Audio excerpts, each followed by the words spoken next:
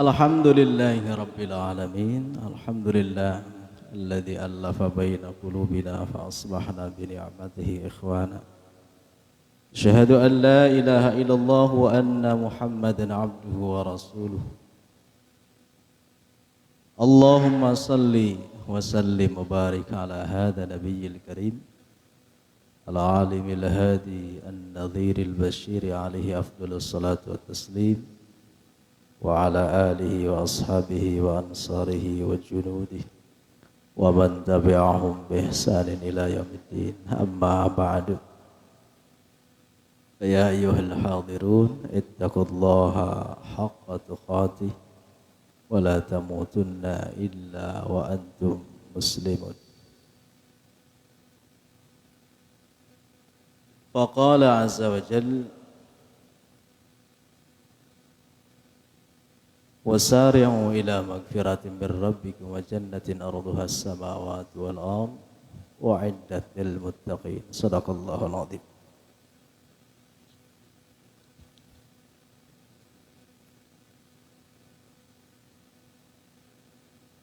Bapak Ibu sekalian yang dirahmati Allah, alhamdulillah segenap puja puji syukur kita panjatkan kehadirat Allah Azza wa Jalla pada malam hari ini.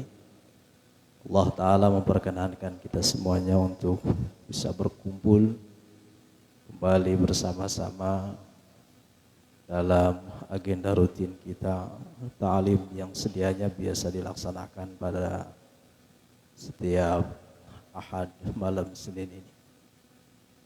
InsyaAllah semuanya membawa keberkahan untuk kita semuanya. Amin ya rabbal alamin. Salawat salam senantiasa kita sanjungkan, kita hadiahkan pada junjungan agung panutan alam Sayyidina Muhammad sallallahu alaihi wa alihi wasallam. Jamaah yang dimuliakan Allah, saya berharap semuanya sehat-sehat. Alhamdulillah rabbil alamin. Sehat-sehat. Alhamdulillah. Nampak makin muda nih Ustaz. Alhamdulillah rabbil alamin. Bapak Ibu sekalian yang dirahmati Allah, mari kita lanjutkan ke pembahasan hadis kita. Entah yang keberapa ini? Ada yang punya catatan kah? Ad-dinu nasihah, terakhir kan?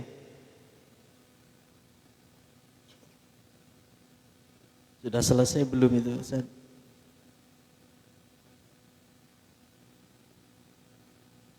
Bapak Ibu kalau ada kitabnya mending baca kitab aja di sini ya. Saya kalau menyimpan kitab di mobil itu biasanya sok di naik turunkan sama anak-anak.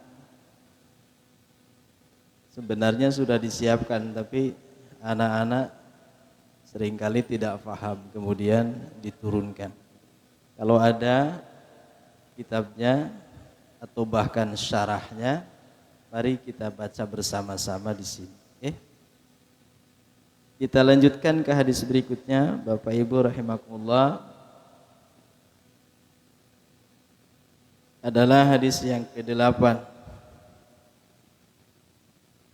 Saya bacakan matan hadisnya. Hadis ini terdapat dalam Sahih Bukhari, hadis yang ke-25. Bapak silakan nanti cross check dalam Sahih Muslim, hadis yang ke-22. Adalah Rasulullah sallallahu alaihi wasallam bersabda,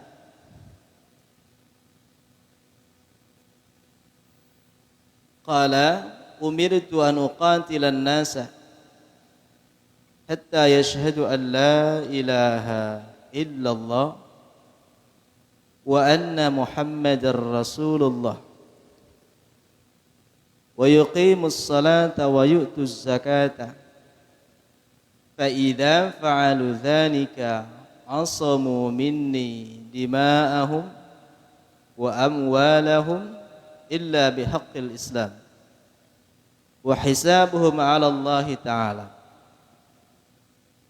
Secara runtut hadis ini diriwayatkan oleh Ibnu Umar atau diterima dari Ibnu Umar radhiyallahu anhuma. Semoga Allah meridhai mereka berdua. Kalau disebut Ibnu Umar berarti ada dua nama di situ. Ada Ibnun dan Umar. Ibnu Umar itu nama lainnya adalah Abdullah bin Umar.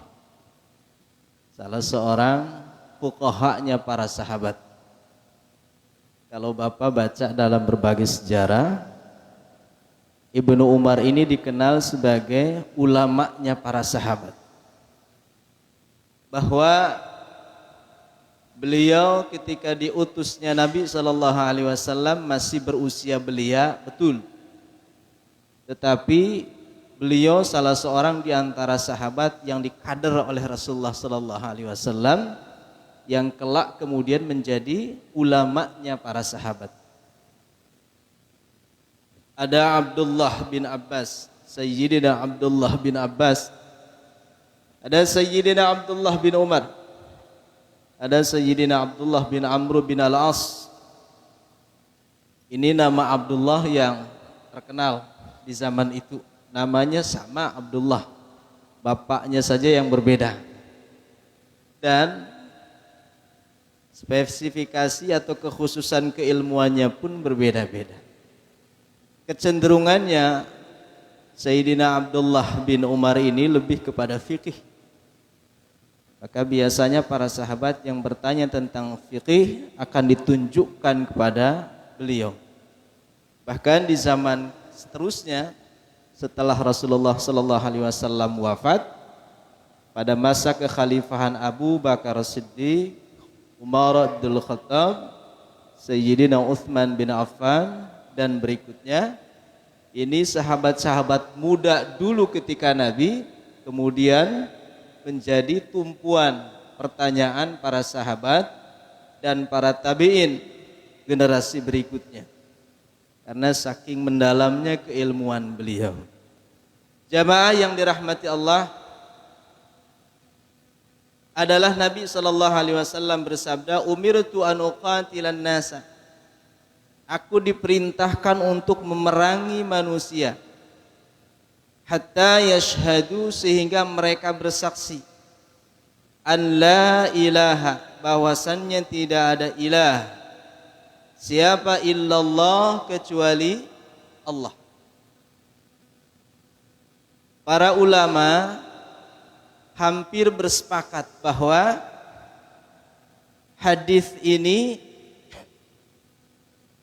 yang menjadi asbabnya adalah ketika banyak firqah-firqah, kelompok-kelompok, di mana mereka ketika jangkauan Islam ini semakin jauh, akses mereka dari Makkah dan Madinah semakin jauh, kemudian terhimpitnya jalan komunikasi, sebahagian di antara mereka ada yang riddah, ada yang murtad.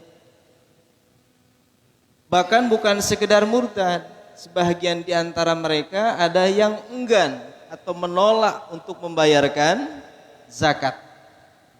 Ini klimaksnya ketika Rasulullah SAW wafat dan kekhalifahan pertama dipegang oleh Sayyidina Abu Bakar Siddiq, maka seolah negara-negara yang jauh dari jangkauan pusat pemerintahan Islam yang berpusat di Madinah kemudian rame-rame untuk murtad. Yang kedua, bukan sekedar murtad mereka karena merasa jauhnya dari pengawasan pusat, sehingga ada di antara mereka pun yang menolak untuk membayarkan zakat. Maka saat itu keputusan tegas diambil oleh Khalifah Amirul Mukminin Sayyidina Abu Bakar Siddiq, bahwa keputusan beliau adalah satu, memerangi mereka untuk supaya sadar dengan kekeliruannya, kembali kepada agama yang hak. Yang kedua, untuk supaya ini menjadi pelajaran bagi generasi selanjutnya, bahwa agama tak boleh jadi bahan permainan. Ya Pak. Jadi ayat ini jangan disalahfahami. Bagi orang yang dalam hatinya ada iri, dengki, hasad, biasanya hadis ini kemudian menjadi senjata untuk meruntuhkan marwah agama kita. Tuh benar, Islam itu mentalnya ekspansif. Tuh benar, Islam itu mentalnya haus darah. Tuh benar, Islam itu tak menghargai perbedaan. Bukan begitu. Jadi kalau ada seorang yang menuduhkan hal yang demikian kepada kita atau ajaran kita, tentu salah alamat. Hadis ini ada asbab wurudnya, ada sebab datangnya hadis. Bapak kalau baca Quran ada asbabun nuzul, maka ketika baca hadis kita akan temukan asbabul wurud. Sebab-sebab datangnya ini hadis seperti apa? Seperti itulah kira-kira. Jadi bukan dalam rangka ekspansi ajaran, tapi lebih kepada defensif, pemeliharaan kelompok-kelompok Islam yang sejatinya sejak awal mereka sudah berislam, tapi karena kelemahan kontrol atau karena merasa renggangnya jarak antara mereka, kelompok-kelompok Islam yang jauh nun di sana. Waktu itu Islam sudah nyebar mulai ke Afrika, minimal ke Afrika bagian utara, Bapak. Islam waktu itu sudah sampai ke Maghribi. Maghribi itu kalau sekarang Maroko. Waktu itu Islam sudah sampai ke Maroko. Dari Afrika Utara bagian timur, Mesir, Sudan, Aljazair, kemudian Libya, Tunisia, Maroko, ke selatan sedikit Mauritania, Sahara Timur, itu sudah masuk Islam ke sana. Bayangkan dari negara-negara itu mengakses jarak sampai ke Madinah berapa ribu kilo. Dan orang-orang yang tipis keimanannya, ketika di situ terlihat ada tumpukan zakat yang dikelola oleh Baitul Mal, maka ada perasaan untuk menguasainya. Maka hal itulah yang melatar belakangi ketika khabar atau berita kewafatan Nabi Shallallahu Alaihi Wasallam sampai kepada mereka, di antara mereka tidak sedikit yang berkeinginan untuk dalam tanda kutip memisahkan diri. Tapi pun ketika memisahkan diri mereka tidak aman, merasa tidak aman kalau masih dalam satu agama. Maka ada keinginan muncul yang kedua adalah kembali kepada millah agama-agama mereka terdahulu. Jamaah yang dimuliakan Allah, saya garis bawahi sekali lagi bahwa ajaran seperti ini praktis hanya sekedar bukti pemeliharaan dan pembelaan atas internal umat Islam.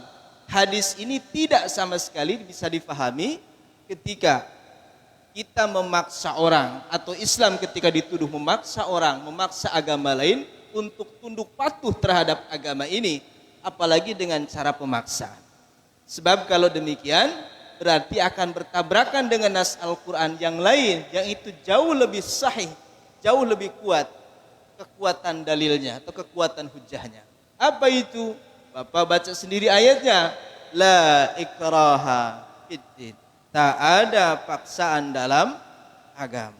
Kalau kemudian hadis ini difahami sebagai bentuk kebrutalan Islam dalam menyebarkan agama, lalu bagaimana Bapak memakai ayat la ikraha fiddin? Saya seorang muslim meyakini bahwa tak ada agama yang setoleran Islam. Iya Bapak. Untuk keluar terhadap saudara-saudara kita yang non muslim, kita katakan lakum dinukum waliyadin. Untuk kita sesama Islam, sesama orang muslim yang tidak sefaham, yang tidak sependapat, yang tidak sealiran, yang tidak seilmu, seguru, kita katakan lana a'maluna walakum a'malukum. Selesai. Ya Pak, gak usah ribut, gak usah riweuh. Terhadap yang beda agama kita jelas prinsipnya. Lakum dinukum waliyan, tak ada urusan. Silakan Anda beribadah sesuai dengan ajaran Anda, dan kami pun akan beribadah sesuai dengan ajaran kami. Batasan toleransi kita adalah tak boleh saling mengganggu di antara kita. Selesai. Tak usah juga kita berlebihan. Atas nama toleransi kemudian kita berlebihan, tak usah. Cukup kita tidak usah saling mengganggu saja di antara kita. Itu sudah cukup. Penghormatan yang lebih daripada sekedar lebih. Dan terhadap kita, di internal kita, di dalam, di umat Islam, ketika pun ada perbedaan di antara kita, cukup kita memakai prinsip lana a'maluna walakum a'malukum. Amal kita dan amal mereka, biarkan amal mereka. Selama itu berdiri di atas hujjah yang bisa dipertanggungjawabkan, mari kita berfastabiqul khairat. Ya, Pak? Ringan berat kira-kira punya prinsip seperti ini? Esok lusa kalau kita berpegang kuat terhadap prinsip ini, insya Allah tidak lagi ada kelompok-kelompok tertentu yang menyinggung, menyenggol, menjatuhkan kelompok lainnya. Enjoy. Agama itu membuat kita senang dah, bukan membuat kita pusing. Agama itu memperbanyak saudara, bukan memperbanyak musuh. Agama itu merangkul setiap kita dalam setiap perbedaan yang ada, bukan menjauhkan yang jelas-jelas sudah sama. Mari kita sama-sama pahami dengan baik dalam setiap seluk-beluk agama kita, sehingga semakin hari kita semakin bisa menikmati lagi ajaran agama ini. Jamaah yang dirahmati Allah, sebagai muqaddimah saya sampaikan demikian untuk supaya tidak disalahfahami. Bahwa yang kedua, ketegasan agama dalam memilih atau memegang prinsipnya jelas tidak bisa ditawar-menawar. Hukum agama itu hukum yang paten ketika berkaitan dengan hukum prinsip. Selama bukan urusan prinsip, Bapak boleh berbeda. Saya barangkali dengan Bapak berbeda dalam hal furu', bahkan ibnul furu'. Okay? Tetapi kalau urusannya sudah menyentuh masalah usuli, masalah pokok agama, maka tak boleh ada perbedaan. Toleransi itu berhenti pada saat sudah menyinggung masalah prinsip-prinsip agama. Saya percaya jamaah Al-Hikmah ini sudah sangat dewasa. Sama sudah enggak kagetan lagi yang namanya perbedaan. Ya, harapan saya begitu. Orang bertanya ke saya, Ustaz, bagaimana mungkin hadis tentang sholat saja, bukan tentang sholat, terlalu besar kalau tentang sholat, tentang takbiratul ihram saja kok bisa beda-beda? Kenapa? Bagaimana bisa hadis tentang sami Allahu liman hamidah i'tidal saja kok bisa beda-beda? Ustaz, bagaimana mungkin hadis tentang tasyahud saja, saya pakai saja Pak ya, kok bisa beda-beda? Saya tidak akan menyampaikannya dengan cara panjang lebar, apalagi menyampaikan semua hadisnya, untuk supaya bisa difahami Bapak Ibu sekalian. Ini sekedar ilustrasi saja.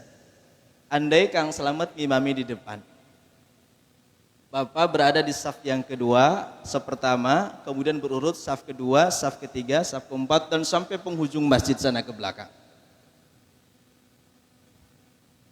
Lalu setiap bapak-bapak yang di belakang ini, andaikan bapak sahabat, andaikan bapak seorang sahabat dan Kang Selamat imam di depan adalah Rasulullah Sallallahu Alaihi Wasallam, saya ingin bertanya, apakah yang dilihat oleh bapak yang persis di belakang Kang Selamat itu sama persis seperti yang dilihat oleh yang paling kanan? Apakah akan sama pula dengan orang yang melihat paling kiri? Apakah akan sama pula dengan orang yang melihat dari tengah saf sini? Apakah sama dengan orang yang paling ujung di saf sana? Yang padahal semua di antara mereka hampir semua meriwayatkan tentang tata cara sholatnya Rasul. Maka bagaimana mungkin akan sama? Karena mereka tidak selalu berada pada tempat sholatnya setiap Rasulullah SAW sholat. Bisa jadi datangnya belakangan ke bagian belakangan, bisa jadi dia datangnya duluan ke bagian paling depan. Karena hebatnya Islam itu tidak pernah saf salat diatur sesuai dengan status sosial dan jabatan. Pak Bupati, Pak Gubernur datang belakangan, ya silakan di saf yang paling belakang kan? Atau tetap Bapak kasih di sini, kuotanya di sini? Kan enggak juga.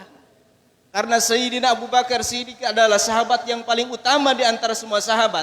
Apakah kalau beliau terlambat sholat kemudian beliau berada di saf yang sana atau di sini? Enggak juga, tak ada keistimewaan seperti itu. Maka lumrahlah, lazimlah perbedaan itu sejak awal memang sudah ada. Menyatukan sesuatu yang mustahil kita satukan, tentu saja sesuatu yang sia-sia. Maka yang terpenting adalah bagaimana kemudian kita senantiasa belajar tentang perbedaan yang ada. Tak usah kita kemudian kokoh harus orang itu sama dengan kita. Gak mungkin. Sejak awal memang pemahaman para salaf pun tentang salat Rasulullah SAW tidaklah sama. Saya berkata seperti ini, insya Allah bisa dipertanggungjawabkan. Gak bisa Bapak. Rasulullah berangkat kemana, Rasulullah pergi kemana, semua sahabat ikut. Maka disitulah letak-letak sisi-sisi ikhtilafnya di antara mereka. Andai saja generasi emas, generasi sahabat, generasi awal ini saja dalam memandang itu sudah berbeda, maka apalagi Bapak yang 1400 tahun hidup sekarang ini setelah kewafatan Nabi. Tentu sangat wajar. Asal perbedaan itu masih ada dalam ranah furu'iyah. Oke? Fikih ijtihadiyah. Tapi kita tak boleh ada kompromi ketika perbedaan itu sudah menyentuh masalah akidah, usuliyah yang pokok dalam agama. Tak boleh. Bapak Ibu yang rahimakumullah, ini mohon maaf agak serius sedikitnya. Bapak sendiri mukanya agak seram gitu. Saya ingin kita ini enak gitu loh Pak ya. Sana sini dulu, ini saudara gitu nah. Oh enak ya, Kang Mar. Banyak saudara, banyak teman. Nampak kita sama saudara non muslim saja kita baik, kok sesama muslim kita kok kayaknya gimana? Gara-gara beda dikit gitu. Kita katakan, memang harus kita belajar mengatakan, kita ini beda sedikit dengan saudara kita. Lebih banyak samanya daripada bedanya. Kenapa kita selalu membesarkan yang kecil, sementara melenyapkan atau mengecilkan yang besar? Nahnu ikhwanuna, mereka itu saudara kita. Selama mereka akidah, pokok, usulinya sama dengan kita, tak boleh ubah dalam keyakinan tentang Allah. Tak boleh ubah keyakinan tentang kitab Allah, tentang Nabi Allah, tentang pokok-pokok agama. Tak boleh ada selama mereka sama dengan kita. Nahnu ikhwanuna. Mereka ini saudara kita. Repot memang ketika kemudian doktrin-doktrin marginal, doktrin-doktrin kelompok itu lebih menguasai Islamnya sendiri. Ajarkan kepada anak Bapak Ibu semuanya, kepada anak cucu kita ini, Islam lebih utama daripada apapun. Ketika mereka memilih satu waktu untuk berkelompok, untuk berorganisasi, untuk membuat rumah-rumah dalam bangunan Islam ini, silahkan. Tetapi jangan pernah lupa dengan bangunan pokoknya, rumah bumbung pokoknya, yaitu Islam. Saya seringkali memahamkan kepada anak-anak santri, kita ini sangat kaya raya dengan khazanah perbedaan. Secara ormas saja di Indonesia yang sudah jelas-jelas mendapat legalitas dari negara, entah berapa puluh di kita. Kalau saya mengibaratkan Bapak, itu persis seperti kamar-kamar yang ada dalam satu rumah besar. Mau masuk kamar saja mau silakan. Asal jangan pernah lupa kita bahwa kamar-kamar ini tetap berada pada satu naungan, yaitu naungan Islam. Oke? Ayo, saya khawatir sekali ini kalau terus seperti ini. Sentimen ini terus kita kembang biakkan, kita tularkan, kita turunkan ke anak cucu kita. Lalu sampai kapan kita akan seperti ini terus? Bapak yang dirahmati Allah, maka ketika hadis ini ditempatkan secara proporsional, sebagaimana yang telah tadi saya sampaikan, maka akan menjadi benar adanya. Bahwa kesimpulan yang kedua, bahwa Islam benar-benar memprotek, benar-benar mengamankan. Ketika orang itu sudah menyimpang dari ajarannya, maka ada peringatan yang tegas. Karena memang ini sudah menyangkut masalah-masalah prinsip dalam agama. Di sini disebutkan prinsip yang paling utama adalah tauhid, an la ilaha illallah. Karena memang sumber dari semua jangkar agama ini hanya bersumber dari kalimat ini, la ilaha illallah. Walaupun kalau Bapak baca kemudian terjemahkan, kemudian kita tafsirkan dengan luas, sebagaimana luasnya makna kalimat ini, berhari-hari kita tidak akan mampu untuk menyelesaikan bahasan ini. Bapak yang dirahmati Allah, seringkali kita memahami ilah itu terlalu tipis sekali. Ilah bagi kita adalah sesuatu yang berkaitan dengan sesembahan. Mungkinkah kita memahami ilah itu, jamaah rahimakumullah, adalah segala sesuatu yang bisa mengalihkan pikiran, perhatian, kemudian insting hati dari Allah Ta'ala. Padahal Al-Quran berbicara tentang ilah itu minimal dalam 29 ayat. Salah satunya Allah menyebutkan bahwa nafsu pun bisa menjadi ilah. Berarti ilah di sini maknanya bukan sekedar yang diibadahi, tetapi ilah maknanya juga adalah bisa sesuatu yang diikuti, bahkan mengalahkan apapun yang ada di dalam hatinya. Afara'aita manittakhadha ilahahu hawa. Tidakkah engkau memperhatikan Muhammad tentang orang-orang yang menjadikan ilahnya itu hawa nafsunya? Tentu tak ada orang yang menyembah-nyembah nafsu, tetapi ilah di sini maknanya adalah orang yang selalu memperturutkan hawa nafsu. Maka dalam posisi seperti ini, nafsu telah menjadi ilah baginya. Adakah sesuatu yang lebih dicintai, dirindui, takut ditinggalkan, takut meninggalkan kita selain daripada Allah? Maka pada posisi itu dia telah menjadi ilah. Apapun dan siapapun itu.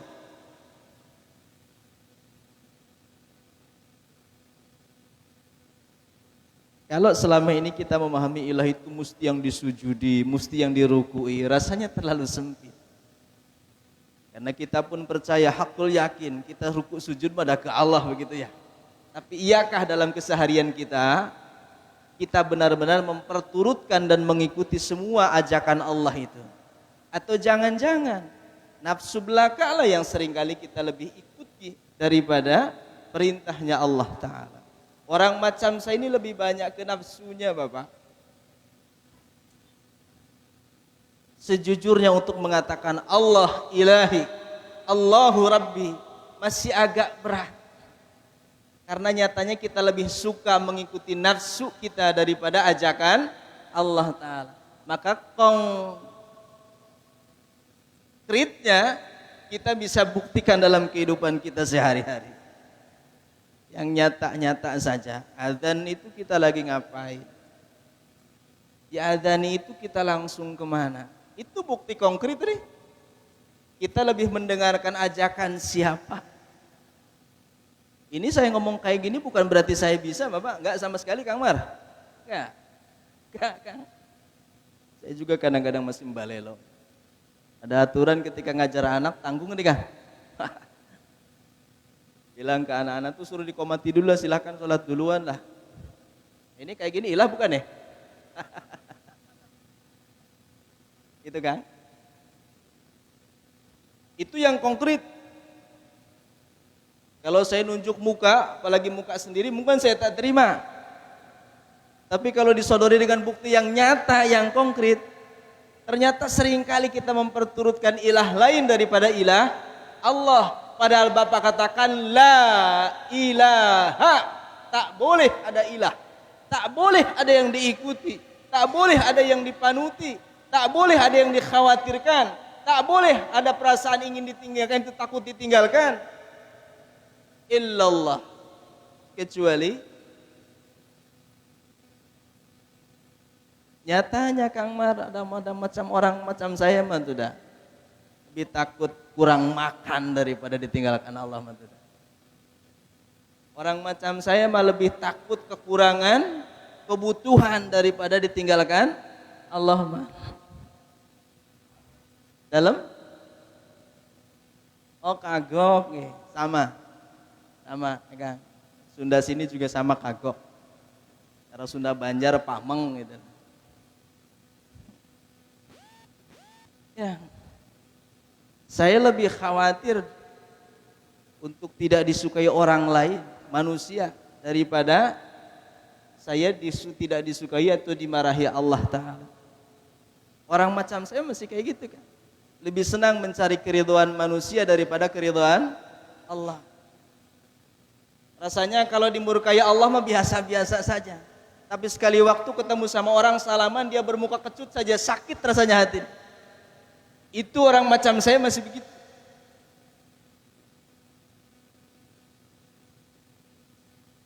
Tak pernah jemu kita untuk mengecewakan Allah Ta'ala. Baiknya dia minta ampun tak ada batas. Tapi baiknya kita ke Allah kadang-kadang kalau ada maunya saja. Ibadah rajin kalau lagi banyak kemauan. Tapi kalau begitu kemauan itu dikasih sama Allah, lupa lagi. Ini hamba macam apa orang macam saya sini, Pak? Ya. Kadang-kadang kalau duduk termenung sendiri sok mikir. Untuk mengatakan ana abdullah, saya ini hamba Allah saja malu. Kira-kira hamba yang macam apa yang seperti ini tuh? Diperintah agak susah deh. Suruh apa-apa beler gitu. Tapi kalau urusan keinginan pengen yang paling bagus kayak gitu.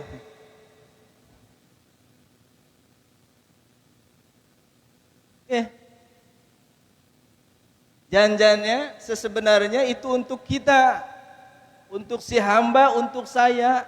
Tahajudlah, qiyamul lail tadi, baca Quran lah, sedekahlah. Tapi entah kenapa kok melaksanakannya berat sekali. Sejak awal Allah menceritakan ke saya kebaikan saya untuk diri saya. Tapi entah kenapa berat sekali. Tapi kalau urusan keinginan dan minta, orang macam saya jagonya Kang. Nek berdoa bisa 10 menit, setengah jam lebih. Apalagi kalau sedang terdesak hutang. Lama banget. Gitu Kang Mar. Nek biasa-biasa berdoanya di sini Kang. Tapi begitu butuh naik tangannya ke atas.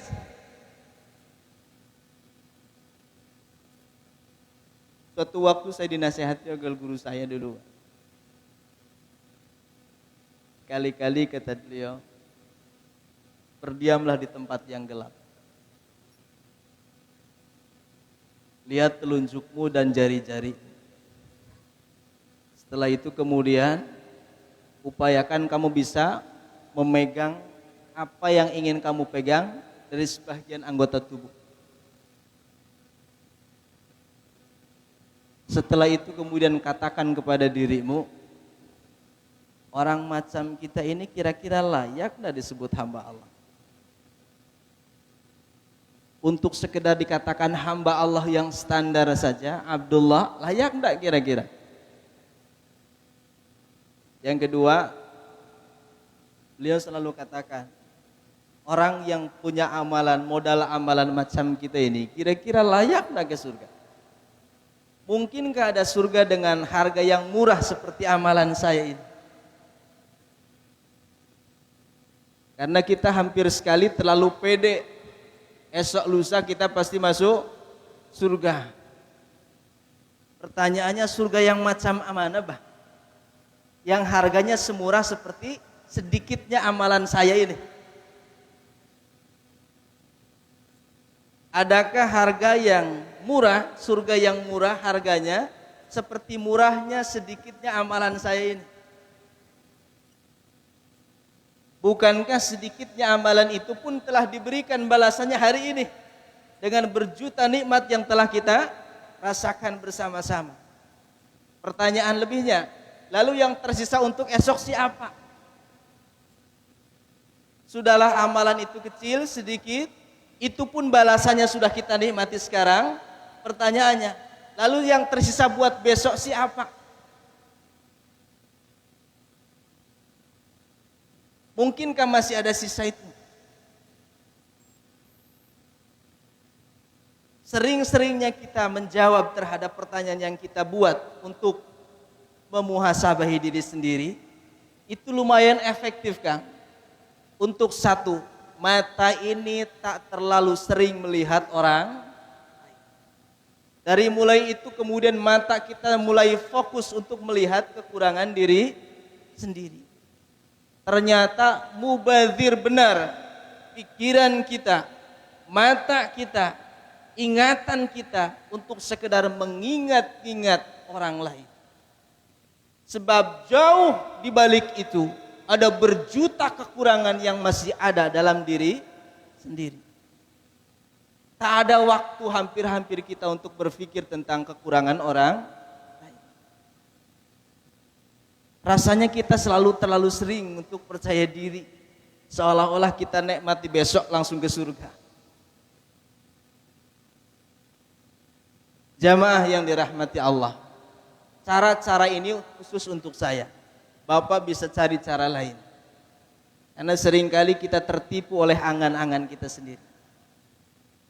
Padahal apa yang kita baca dalam sirah, dalam sejarah Rasulullah dan para sahabat dahulu, sabiqunal awwaluna minal muhajirin wal ansar.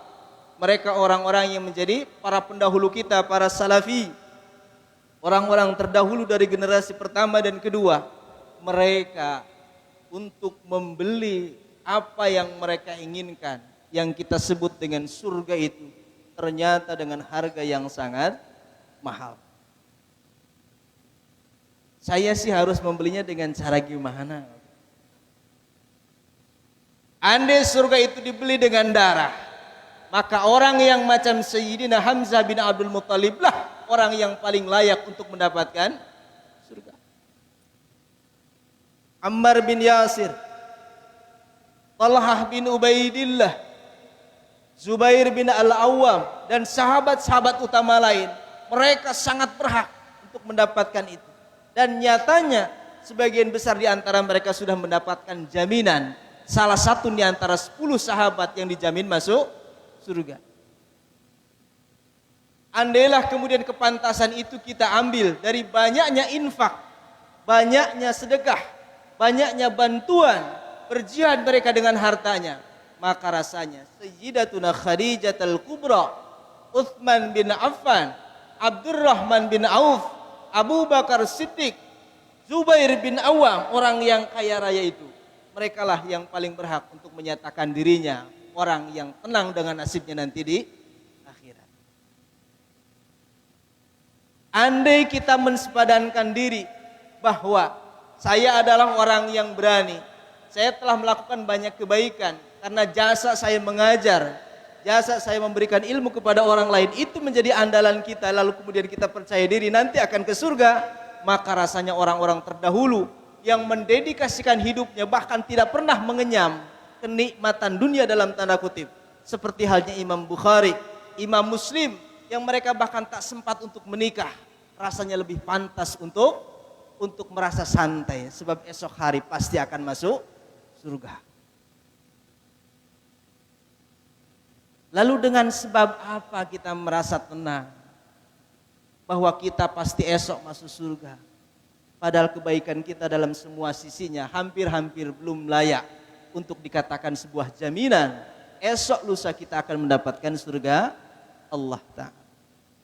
Maka disinilah saya selalu katakan kepada anak-anak saya, pondok, bagi seorang mukmin tak boleh ada kata istirahat, tak boleh ada kata santai untuk mendapatkan surganya. La rahata li mu'minin illa fil jannah. Tak boleh ada kata rehat, tak boleh ada kata santai bagi seorang mukmin kecuali nanti di mana? Di surga. Sebab dengan berbagai pertimbangan apapun, antara apa yang kita lakukan sekarang ini masih jauh dengan apa yang telah dilakukan oleh orang-orang generasi terdahulu sebelum kita. Dakwah. Apa iya siapa yang saya lakukan ini dakwah, Kang Mar? Mana ya Pak? Dakwah. Apa iya sih yang saya lakukan ini sekarang dakwah? Tidak sedang mengharapkan apapun saya. Tapi selepas ini biasanya Kang Marsono ngasih ke saya amplop. Jujur ya Pak ya. Al-Quran rumusnya ittabi'u man la yas'alukum ajran wa hum muhtadun. Bapak biasa baca Yasin tadi? Ittabi'u man la yas'alukum ajran. Ikutilah orang yang tak meminta upah. Dan bukankah sekarang sudah zamannya dakwah pun menjadi apa? Menjadi sesuatu yang komersil. Hari ini sudah tak wagu lagi orang mengatakan berani berapa. Ya Pak, wani biro. Saya sok geli kamar kalau ditanya seperti itu.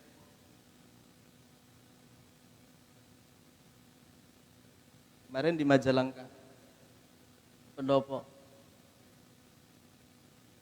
Namanya tempat-tempat kayak gitu kan ada protokol segala macam deh. Nanya, dan berapa? Berapa apanya? Ya berapa? Ya berapa apanya? Saya bukan sok suci gak sama sekali Bapak. Ya. Tapi saya harus menjawab seperti apa? Islam itu, agama itu, ilmu itu bisa Anda anggap murah ataupun bisa enggak anggap mahal. Kalau itu yang menjadikan tolok ukur, maka sebenarnya Bapak Ibu yang dirahmati Allah pun saya kadang-kadang merasa kecil hati. Apa iya sih yang seperti ini dinamakan dakwah? Karena tiap hari kita baca tentang sirah orang-orang terdahulu. Benar-benar yang disebut dengan dakwah itu adalah syiar yang di situ tanpa ada pamrih, tanpa ada balik di situ. Maka benarlah dalam hadis qudsi dikatakan ada 3 kelompok manusia yang nanti mereka menagih kepada Allah Ta'ala dari berbagai amalan yang serasa dia sudah melakukannya. Seperti mana janji Allah telah memberikan janji kepada mereka tentang amalannya masing-masing dengan jatah surga masing-masing. Sekelompok orang datang kepada Allah Ta'ala, ya Rabb, ainal jannah, mana surgamu itu? Surga yang telah engkau janjikan kepada kami. Alladzi wa'adta alaina, surga yang telah engkau janjikan kepada kami itu. Kata Allah, man anta, siapa kamu? Orang ini menjawab, ya Rabb, dulu aku ini kaya raya ketika hidup itu. Sebagaimana anjuranmu maka hartaku habis untuk dipakai berjuang di jalan Allah. Kata Allah, li walaka. Itu semua untuk aku atau untuk kamu? Bukankah kamu melakukannya itu untuk kamu? Kamu harapkan kamu dikatakan dermawan oleh orang lain. Dan kamu sudah dikenal saat itu menjadi orang yang sangat dermawan, sang dermawan. Itu sudah kamu dapatkan. Jerih payahmu, pengorbananmu itu sudah kamu dapatkan balasannya. Fulan, karenanya sekarang kamu tak dapat apapun. Orang yang kedua datang lagi, ya Allah, ya Rabb, ainal jannah alladzi wa'adta alaina, mana surga yang telah engkau janjikan itu? Kamu siapa? Kata Allah. Aku ini seorang yang berjuang di jalan Allah, bahkan darahku pun menetes di jalan Allah. Orang berkata syahid, orang berkata gugur. Kata Allah, li walaka, itu untukku, untuk kamu. Bukankah itu juga apa yang kamu harapkan sudah didapat? Kamu dikatakan orang hebat, pemberani, pahlawan, makam pun dibedakan dengan masyarakat biasa, orang pada umumnya, telah kamu dapatkan. Jadi apa yang kamu harapkan itu telah kamu dapatkan. Sekarang tak ada lagi bagian untuk kamu. Yang terakhir, ini yang menyinggung saya, nyindir saya ini. Ada orang berkata, Rabb, ainal jannah alladzi wa'adta alaina, mana surga yang telah kau janjikan kepada saya, kepada kami ini? Kata Allah, siapa kamu? Kata orang ini, saya Rabb, orang yang kau titipkan ilmu. Siang malam saya ngajar, tak ada waktu untuk lain. Waktu untuk anak-anak keluarga semuanya habis saya pakai untuk ngajar, untuk dakwah orang. Kata Allah, untuk aku, untuk kamu. Untuk aku, untuk kamu. Bok itu semuanya untuk kamu. Kamu ingin dikatakan hebat oleh orang, orang pintar, alim, ulama, ustadz hebat begitu, terkenal gitu, berjuta viewer gitu, itu sudah kamu dapatkan. Fulan, sekarang kamu tak dapat apapun, hakmu sudah kamu habiskan waktu di dunia dulu. Alhasil ketiga kelompok ini tak mendapatkan apapun di sisi Allah Ta'ala.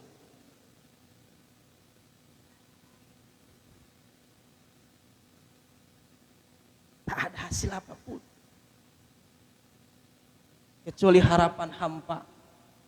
Dia begitu percaya diri seolah-olah dia akan mendapatkan haknya, hak dalam angan-angannya.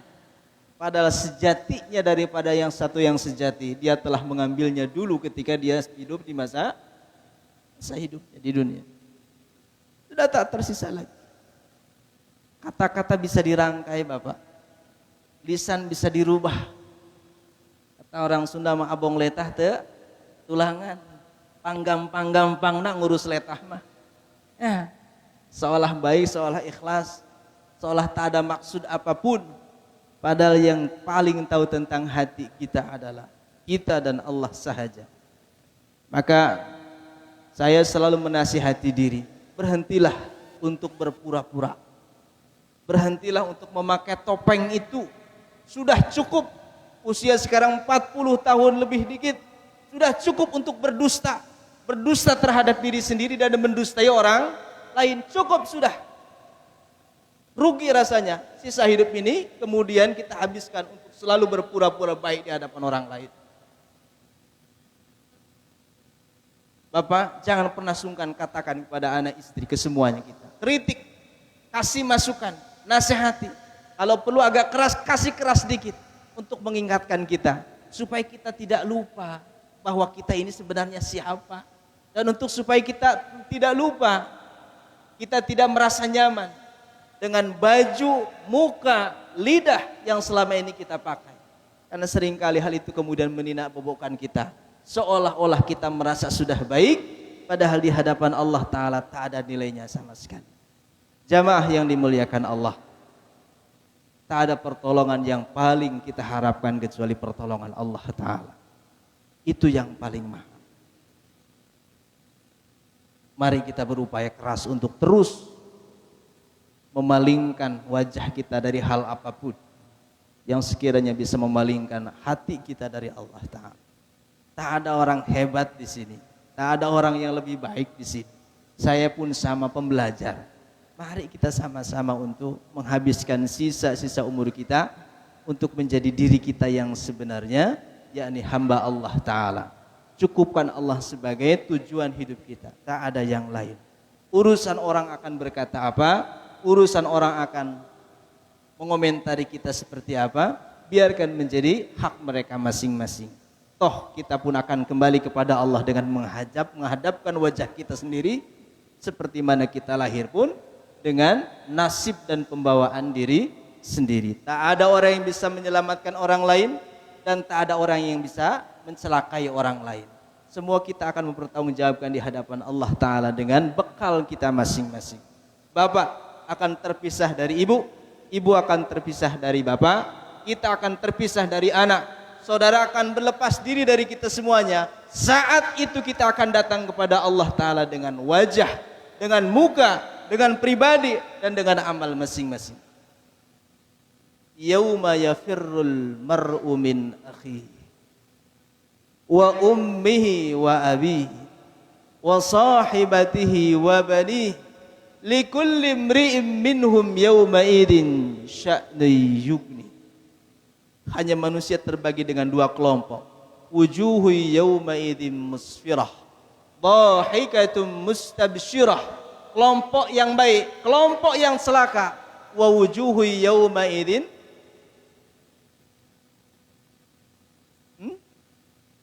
wujuhu yawma idin basirah.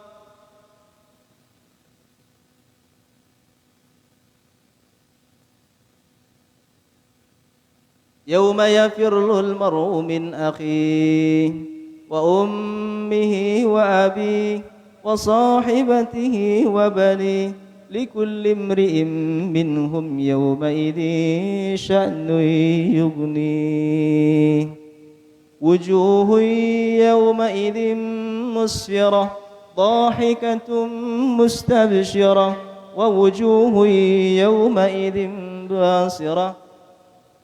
Saya ngapal? Silakan nanti Bapak buka dalam surat Abasa saja ya. Abasa bagian terakhirnya. Kita akan diingatkan dengan tajam oleh ayat itu. Boleh juga dilengkapi dengan ayat-ayat lain dalam surat-surat lain seperti surat An-Nazi'at dan ayat-ayat lainnya. Jamaah yang dirahmati Allah, rasanya perlu untuk kita ingat-ingat bersama sebab usia tak ada yang tahu. Saya masih muda, tapi takdir Allah tak ada yang tahu. Sebab syarat meninggal itu tak harus tua. Bapak yang sudah Allah kasih umur lebih-lebih, rasanya sangat pantas untuk sama-sama kita terus membenahi diri masing-masing. Sebab tak ada ruginya kita terus meluruskan niat, hati, pikiran. Stop berpikir tentang orang lain. Stop berpikir mengurusi kehidupan orang lain. Bahwa nasib kita pun belum tentu ternyata di hadapan Allah Ta'ala. Jangan terlalu percaya diri kita menjadi calon-calon penghuni surga. Sebab ternyata surga itu harganya sangat mahal. Maka hanya bisa dibeli dengan amalan yang istimewa. Mudah-mudahan Allah Ta'ala menolong kita semuanya. Semuanya kita kembalikan kepada Allah. Dan diharapkan sesisa usia kita Allah masih membimbing kita dalam kebaikan. Wafat kita nanti Allah bekali dengan husnul khatimah. Itu saja, mudah-mudahan ada manfaatnya. Bapak Ibu sekalian, mohon dimaafkan segala khilaf dan kekurangan saya. Adanallahu wa ikum ajmain. Assalamualaikum warahmatullahi wabarakatuh.